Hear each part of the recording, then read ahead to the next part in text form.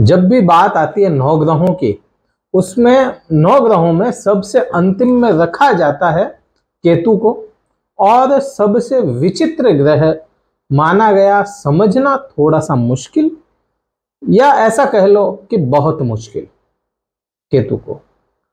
और मंगल की छाया भी माना जाता है इसी केतु ग्रह को, और उसी का क्या प्रभाव आ जाना चाहिए वृश्चिक राशि पर, यह आया होगा।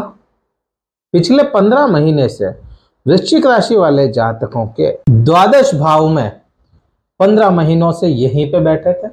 इस वीडियो में मात्र और मात्र केतु की ही बात करेंगे, उसके अलावा किसी ग्रह की बात नहीं करेंगे, ना चर्चा, कुछ भी नहीं, केवल केतु की बात करेंगे। केतु क्या प्रभाव लाया होगा, कमेंट करके बताइएगा। ये जो हम प्रभाव बताते हैं, ऐसा कुछ आपके साथ हुआ है तो। बात करते हैं, द्वादश भाव में केतु बैठा।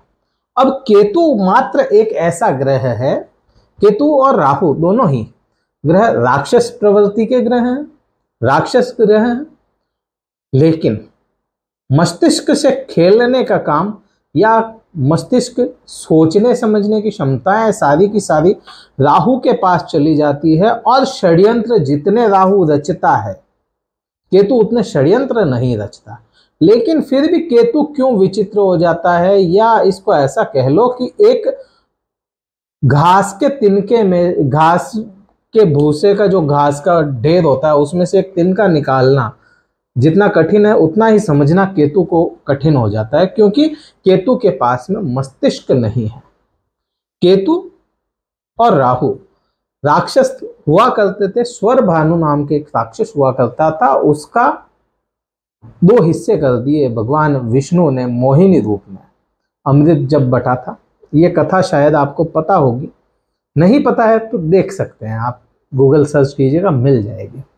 तो जो बॉडी का पार्ट हुआ था, बॉडी पार्ट को, जो सिर से नीचे का हिस्सा, गले से नीचे का हिस्सा, वह केतु हुआ। अब ऐसा ग्रह है जिसके पास में ना तो आंख है, ना कान है, ना मुंह है बोलने के लिए, समझने की क्षमताएं नहीं है, दिमाग नहीं है।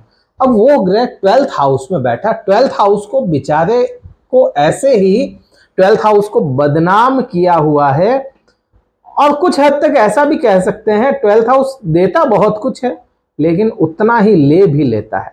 वहीं पे केतु बैठा, असर आप पे लाया होगा सबसे ज्यादा। एक तो मोक्ष की प्राप्ति के पीछे भागना शुरू कर दें, या धर्म से जुड़ने का काम शुरू कर दे, आपको केतु ने किया होगा। दूसरा, किसी का कोर्ट केस अगर हुआ तो वह कोई नतीजे पे नहीं पहुंचा, उलझता गया और अंत में कॉम्प्रोमाइज ही असर लाके देगा यहां पे केतु, क्योंकि कॉम्प्रोमाइज ही करवाएगा।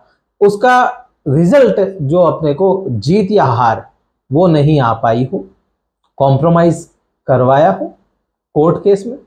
यात्राएं जब करनी हो, या कई ऐसी यात्राएं जो आप अपने मन से करना चाहें और कैंसिल हो गई हो, पिछले 15 महीने या 18 महीने का समय रहा होगा, आपके साथ में यह असर आया होगा। पति पत्नी के आंतरिक संबंध जो केवल पति और पत्नी के लिए ही होते हैं, किसी और के लिए नहीं, उन आंतरिक संबंधों में भी कई हद तक आपको व्यवहार फ्लक्चुएशन, या बार बार पति का व्यवहार कभी ऊपर नीचे हो, या कभी पत्नी का व्यवहार ऊपर नीचे हो, बेड प्लेजर कम हुआ, यह परिस्थितियां देखने को मिली होंगी, क्योंकि केतु वहां पे बैठा। असर केतु का हमेशा बुरा नहीं आता, अच्छा असर भी आता है। धर्म से जोड़ता है, यह न्याय करवाता है। अगर आपकी कुंडली में अच्छी पोजीशन में बैठा हो तो गोचर में वह न्याय करवा के जाता है, 12th हाउस में आता है।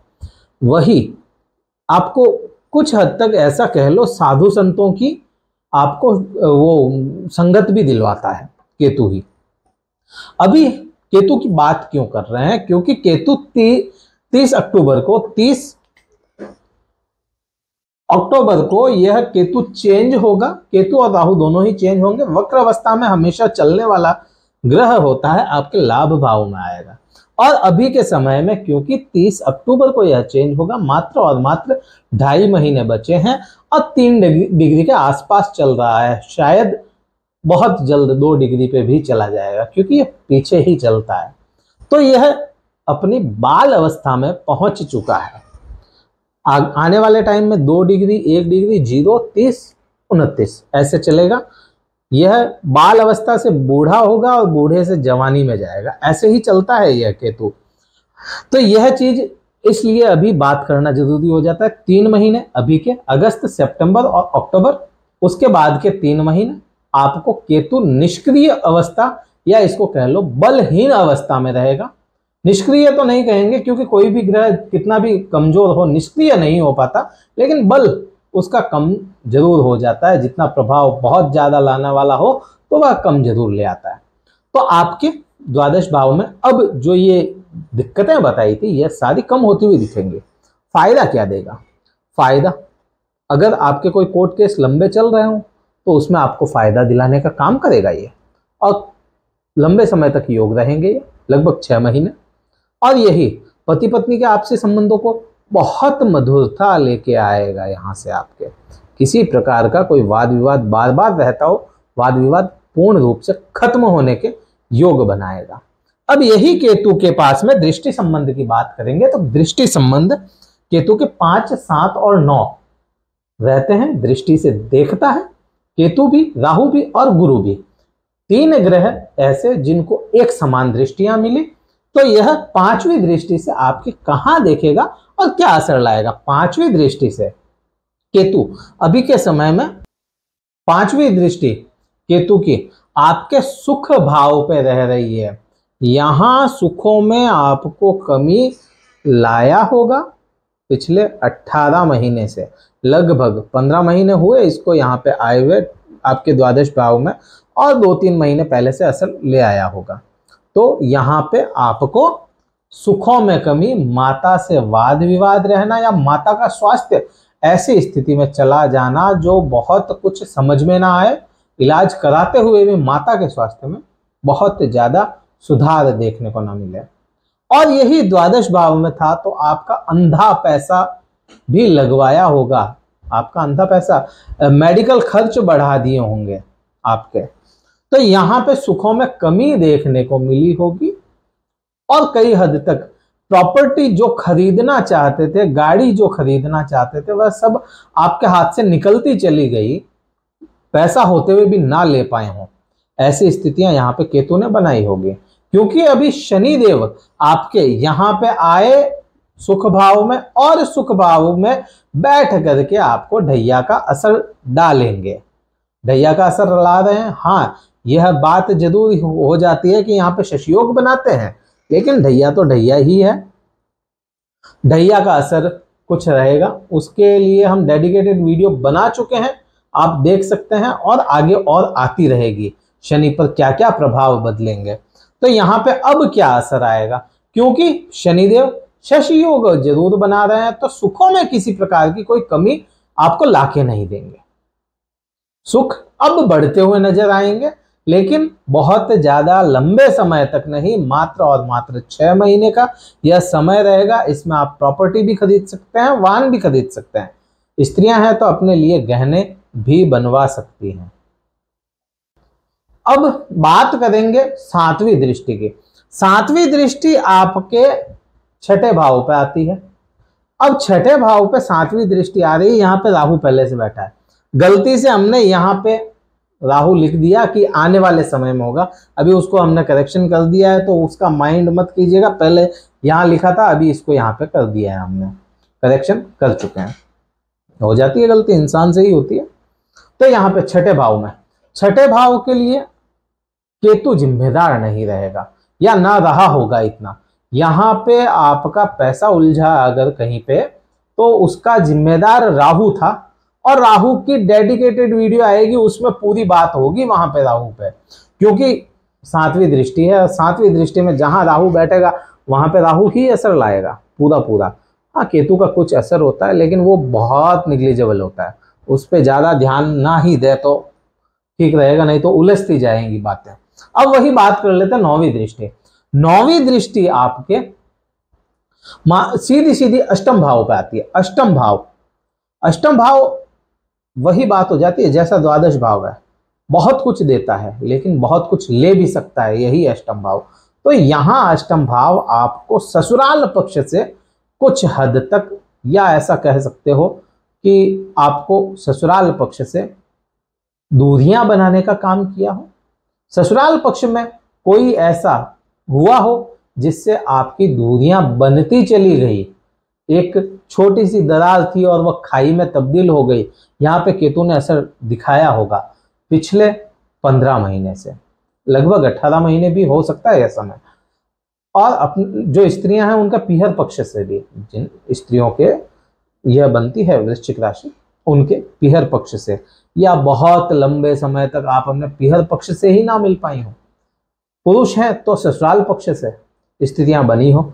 अब यहीं से अगर यहीं से पुरुष हैं तो अपने सालों के साथ में भी कुछ हद तक दिक्कतें आई हो, और नींद की कमी 100% यहाँ पे कई मायनों में कई लोगों के साथ में नींद की कमी देखने को मिली हो, और वृश्चिक राशि वाले जातकों के सोने में बहुत परेशानी देखने को मिली होगी।